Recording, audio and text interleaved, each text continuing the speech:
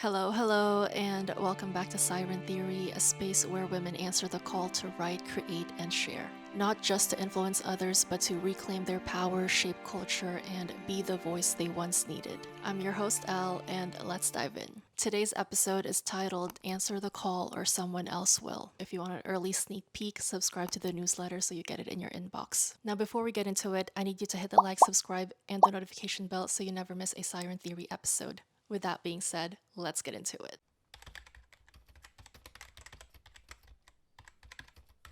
I wrote this essay because one of the problems that I've been struggling with is being consistent in producing content, in producing work. And one thing that I've made peace with is that I don't need to be consistent all the time, that life has seasons, but within that season, if I want to be satisfied with myself, feel like I'm living up to my fullest potential, however that may look like, I need to be consistent a little bit against my will. And this idea that I'm going to tell you right now is one of the things that keeps me consistent within a season of production, whether that's writing or content creating or crafting or cooking or whatever it is that I feel like will feed my soul. I am able to be consistent against my will within those specific seasons because I fully believe that if you don't answer the call, someone else will. Now we're doing a little reading. I started reading Rick Rubin's The Creative Act, A Way of Being some time ago, and I credit this book with my devotion to publishing frequently and imperfectly. And this book has made me consistent against my will. You know how? It's because in the book, Rubin talks about how the universe or God is always broadcasting messages to us, talking to us, and the artists are the ones who are attuned enough to hear that call and broadcast it to the rest of humankind. Rubin writes, we are all translators for messages the universe is broadcasting. And the thing is, these same messages are given to multiple different people. And it's really only a matter of who acts on that message. And if you have been hearing this call, this message, and you're feeling to co create with that message, you need to go for it. Because if you don't, someone else will. Answer the call or someone else will. Here's some tea.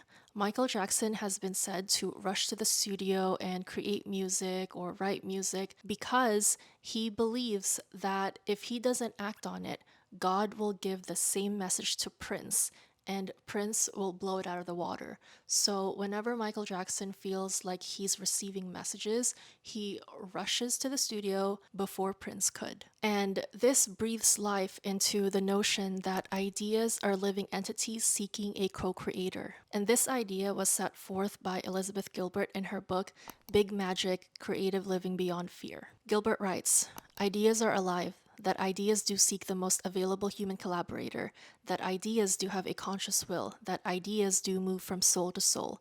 The ideas will always try to seek the swiftest and most efficient conduit to the earth, just as lightning does. And why is everyone rushing to answer the call? That's because whoever answers the call will be rewarded. And the reward for answering the call may be notoriety, fame, money, authority, validation, and the list goes on. No wonder Michael Jackson was rushing, recording like he was running out of time. It's because he fully believed he was. And once I learned that ideas might be sentient, living, breathing entities seeking a willing vessel, a co-conspirator, a co-collaborator, I began to create with that same sacred haste.